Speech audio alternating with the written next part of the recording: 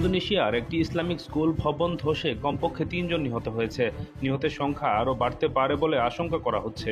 বিবিসির প্রতিবেদন অনুযায়ী সোমবার দুপুরে দেশটির পূর্ব জাভা প্রদেশের একটি ইসলামিক আবাসিক স্কুলে এ দুর্ঘটনা ঘটে।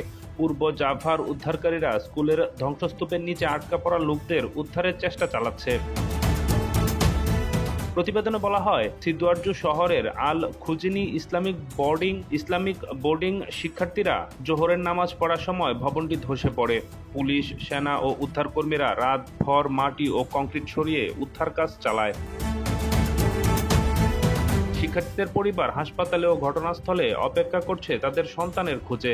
আহত এক শিক্ষার্থীকে টেনে বের করার সময় ধুলোয় ঢাকা দেহ দেখে স্বজনরা কান্নায় ভেঙে পড়েন। বিবিসির প্রতিবেদনে বলা হয়, মেয়েরা ভবনের অন্য অংশে নামাজ পড়ছিলেন বলে তারা বেরিয়ে যেতে পেরেছেন। শিক্ষার্থীদের বয়স 12 থেকে 17 বছরের মধ্যে।